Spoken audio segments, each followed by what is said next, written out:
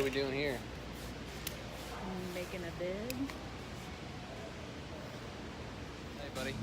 We're building my uncle's bed. Oh, you ready to go? Get after it? All right, getting after it. All right, today on Potter's Work, we're gonna be doing a bed for my cousin. It's gonna be a low profile to the ground with a lumber headboard. He hired me to do this. They just bought a new house. So I'm gonna try to document this the best I can. Getting ready to plane some 4x4s so we can use them for the frame itself. Probably gonna be masking up here shortly with my respirator and some goggles. Pine Dust and myself don't get along so well anymore. But I got the planer out here getting ready to go and a truck full of lumber. So I'm gonna plane the stuff I need to and we'll get moving.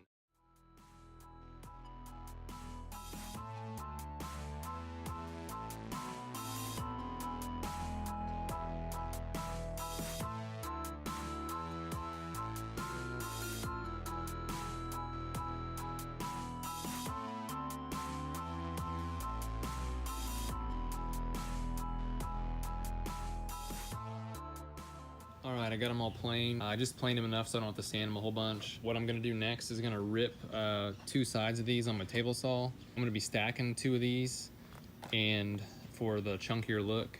And I want there to not be kind of a gap along them when I've got them stacked. So I'm gonna try to cut them as flat as possible. That way there's just a seam that's not terribly visible. So we're gonna do that next on the table saw.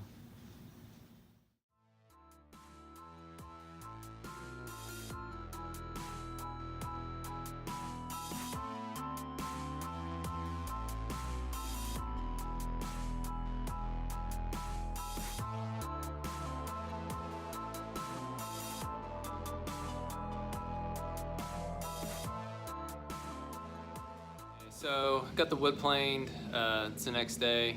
Just kind of doing this project a day at a time, so not in a big hurry. I'm gonna go ahead and get the boards cut for the back, for the headboard. I got some 1x8s I'm gonna be cutting, and then I got some 1x6s I'm gonna use for the back of it to hold it together.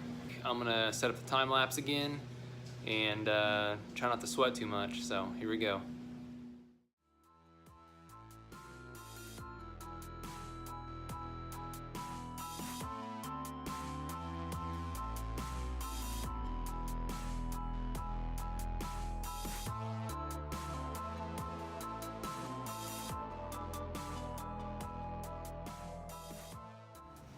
Okay, so here's what I just cut. So what I have here are 1x8s, 1x6s, and this is a 1x4, and this is a 1x4. The 1x8s are 84 inches long for this king size bed. 1x6s are 36 inches long, here and here. This is 73 inches long. And this one here is 32 and a half. And again, this is gonna be the back of the headboard. They just wanted the plank look on the other side. And then this is gonna have 2 bolts on each side, 2 lag screws going into the 4x4s. And later on in the video, I'll show you the best way to do that. So that's where I'm at right now. What I'm gonna do next is square this all up and then glue all this together.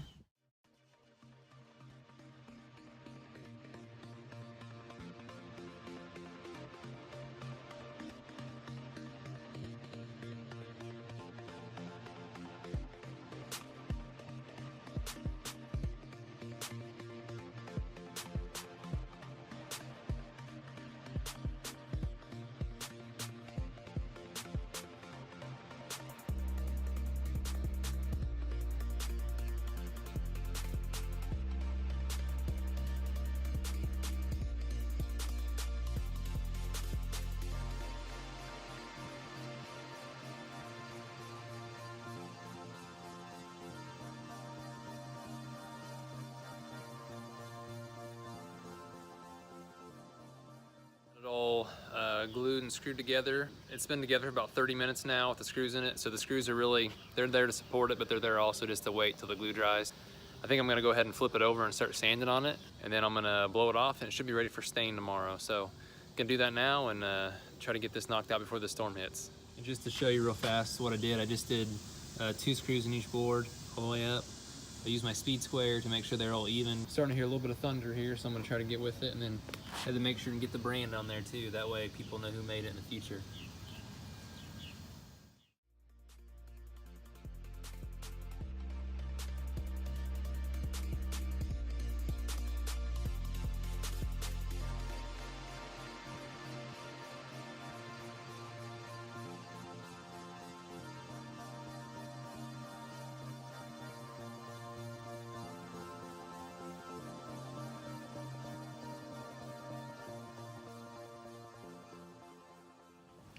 So had a little change of plan on the headboard. Talked to my cousin after I got it built and gave some dimensions, and we're a little worried about it not being tall enough. He's gonna go ahead and do a board on the back, on each side, a 2x6 and then a 2x4 along the top. And this 2x6 is gonna protrude down the thickness of our 2x4 or our 4x4 frame, and we're gonna mount it that way. It'll make sense when I'm done here. So we're gonna do that now and get those boards cut real fast. Okay, this makes more sense now, hopefully. You can see it's just another frame on top. They just thicken the back up a little bit, like so. Our bolts are gonna go, this is the back obviously, the bolts are gonna go here and here into the end grain of the 4x4s. And next will be on to the frame itself. Basically, this is gonna be one of the rails, and it's on its side right now, and there's gonna be an overlap on each end so they can kind of sit on top of each other. The shorter board here is 82.5 inches long, and the longer one is 86 to accommodate for the overlap of another 4x4. And I'm gonna be using these lag screws to hold it together and some glue. Basically, I'm gonna countersink these lag screws about halfway, not quite halfway into this board, the bottom board, and up into this board. I'm gonna have glue between them, and I'm gonna suck it together with the lag screws. I'm gonna probably do 4 or 5 of them down the middle. I'm gonna make 2 of these, one for the left, one for the right, and then I'm gonna make one for the foot when I'm done with these 2. All right, I'm just using a Forstner bit to make my holes to countersink my lags. You could use a paddle bit if you want to, just big enough hole that you can get your socket on your lag screw.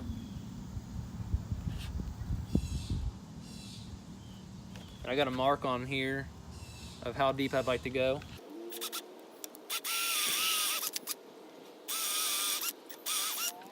All right, just gonna make a few more of those.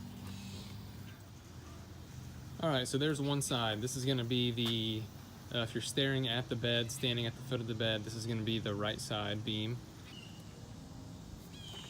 This is how we're attached. We have glue between them. And then I have my lag screws down in the holes.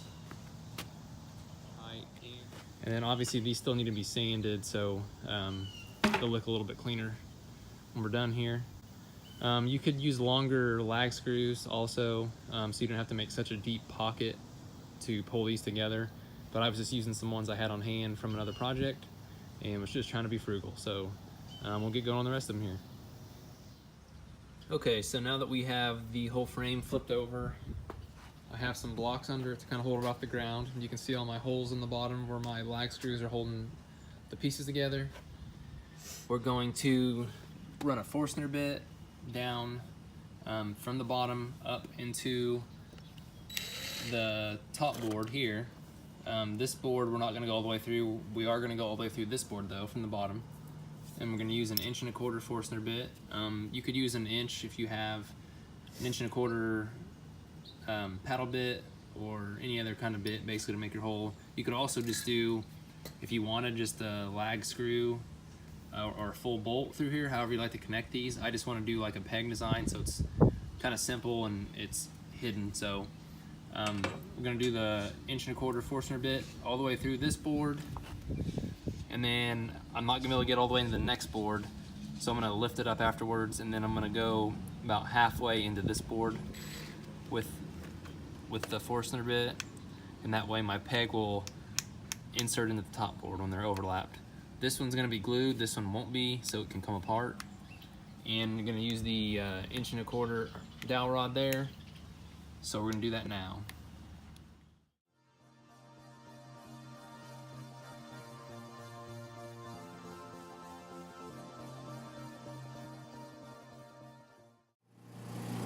All right, I apologize for the lawnmower in the background. My son mowing. So you can see I poked through from the top, and then I went a little bit into this board as far as I could get. So I have another hole here started. So I'm gonna go ahead and pilot this one, or sink this one probably about, I don't know, half to 3/4 of the way into this board. I'm gonna make a mark on my Forstner bit so I know I don't go too deep. I don't wanna come through the top. And then you can see here I use my pocket hole screw to kind of pull it together earlier. So I'll do that now. When I hammer this dowel through, I'm going to obviously soak it in glue where I want it to go through, or the hole itself. I don't really want glue on this on the outside where it's going to go into this hole. So I'm going to probably hammer it in from the top to the bottom, and then I'm going to bevel this edge just a little bit. So with some sandpaper, just to make it easier when these slide together. This will go into this hole a little bit easier. It shouldn't be disassembled too much, but if they move once or twice, you know, I don't want it to get all wallered out on them. So I'm gonna do that next. All right, so went ahead and did a measurement, and about this point on my Forstner bit is about the perfect spot for my depth. So I'm gonna sink it in here until I get to that point, and then I'm gonna do the dowel next. So I'm gonna go and do that now.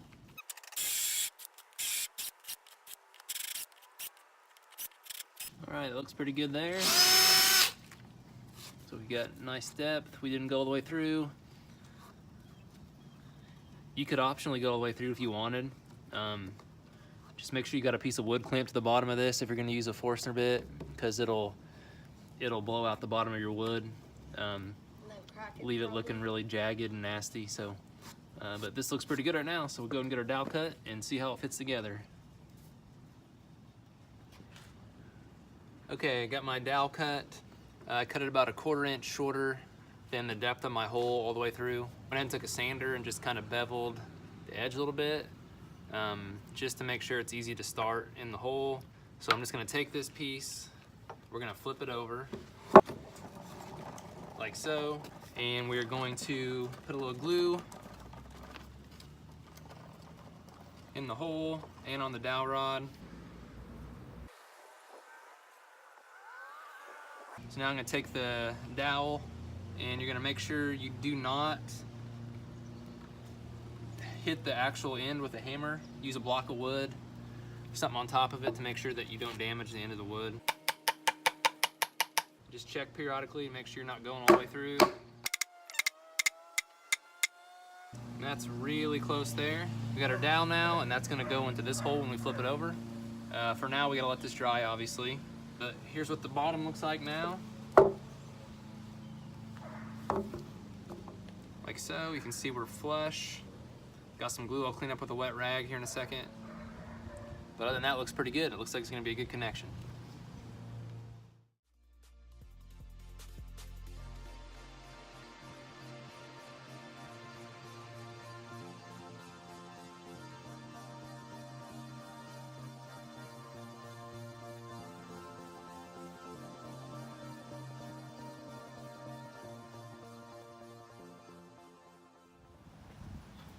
All right, I got the headboard setting on here, got it all flipped over. So what we're gonna do now is basically, I got the end grain of my 4x4s up against my headboard, and we're going to be drilling 2 holes here and here into this lumber. I'm gonna get some pretty long bolts. I'm gonna drill a nice deep hole that the bolts can slide through. And then on the other side, we're going to use our 1¼ inch Forstner bit again. And I'm going to measure out where the bolts are going to be, about the end of the bolts are going to be somewhere in this general area. And we're going to use our Forstner bit. We're going to drill a hole into the lumber, probably about 3/4 of the way through or so, maybe halfway, depends on what I need to do here. And then that's going to leave us an opening basically to put a nut in a washer. But that'll let us suckle this together.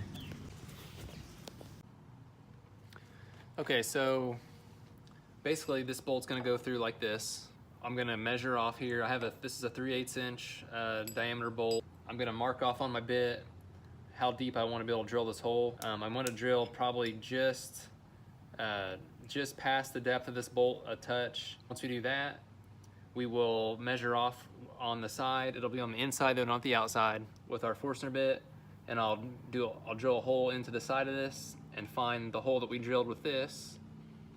And we'll basically have a spot to put our nut and our washer. I will do that 4 places. I'll do 1, 2, and then 3, 4 on the other side. And then basically the construction part of this bed will be done, with the exception of building a frame for their mattress so they don't have to use their box springs. I'll be doing that also, but that's a pretty simple build. It's just basically 2 2x4s and some slats going across. I'm building 2 of those, so really it'll be 4 4x4s, but I'm just making it smaller into 2 pieces so it's easier to move. So now we'll get ahead and go on this, and I'll do a time lapse of that also, so I'm not taking up a bunch of your time.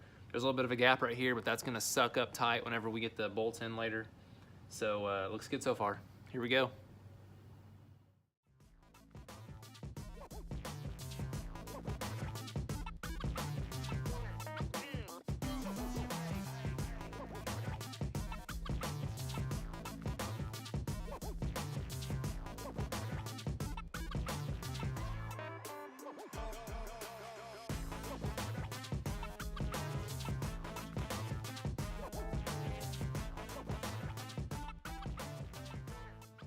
Okay, now we have our holes drilled.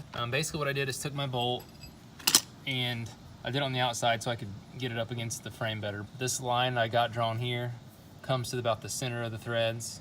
Put the edge of my hole up against this line, and that way my bolt will stick into the hole about 3/4 of an inch or so.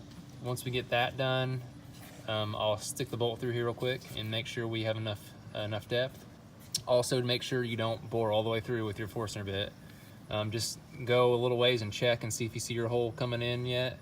If you don't, keep going. Just get past your hole enough where you can get a nut and a washer in there. Also an option, if you want to do, instead of doing the bolt, you can actually take your Forstner bit and drill an 1¼ inch hole here most of the way through, and then you can hammer that. You can glue and hammer in some dowel rod. The dowel rod I'm using is a harder wood, so it gives the bolt, or if you want to use a lag screw, you can get a bite on it.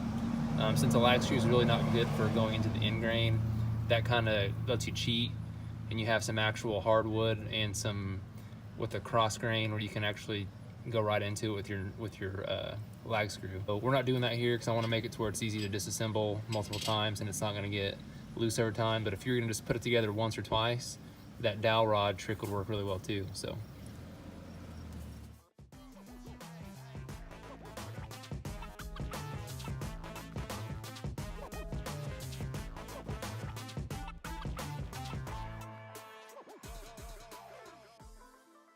All right, got my 2 holes drilled. If you can see, I went ahead and stuck the bolt through on this hole. It's sticking into the hole just about where I want it, right in the center of the hole. You can just do the nut and washer, but I'm probably gonna end up welding a little piece of flat iron onto it so it's easier to push back in there and hold, and you don't have to hold it with some needle nose while you tighten it up. That's not necessary, just something I wanna do. So we're gonna do this on the other side, and then from that point, it's gonna be ready to start sanding. As you can see, the inside of this looks pretty rough. I didn't take much care on the inside because you're not gonna see it. I made sure and put my best board sides on the outside, and when I plane them, I plane those sides deeper so they're nice and clean. So anyway, here we go. We're gonna get going on the other side, and we'll do some sanding next.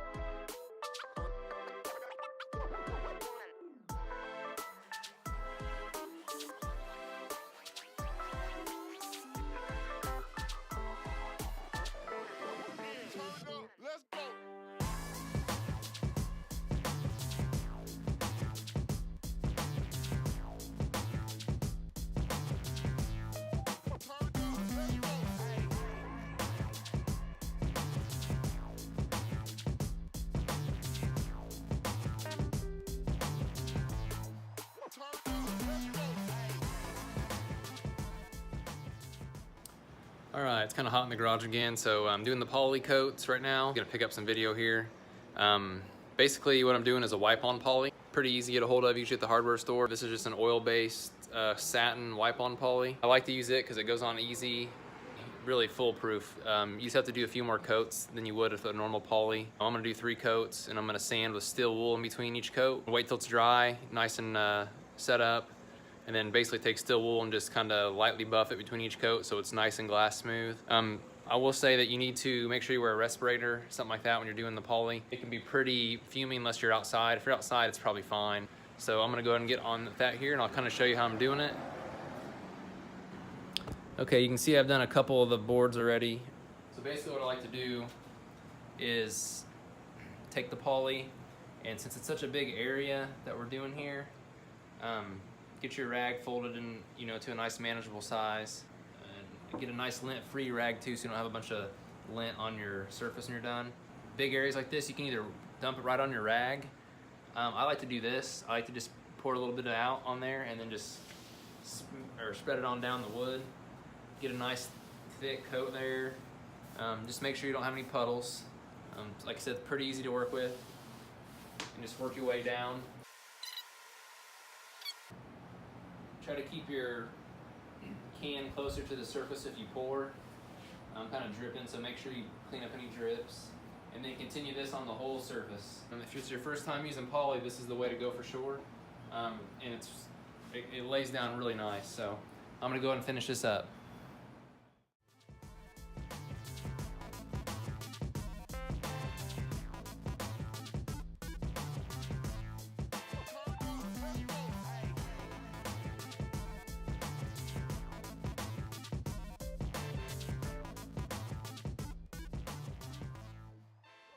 All right, we got our coat down.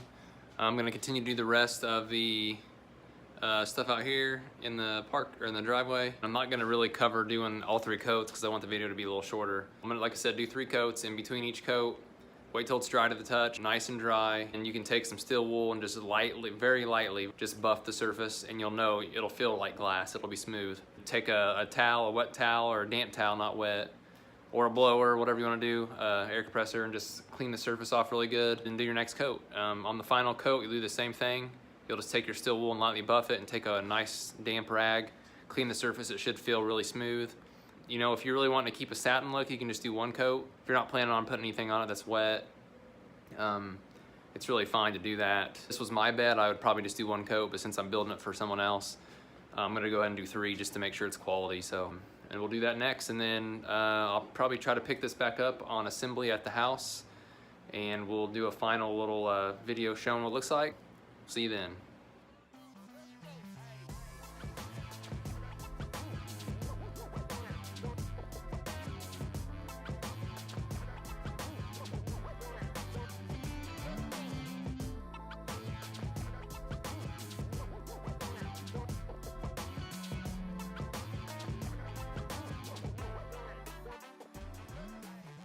We have the bed assembled here in the house.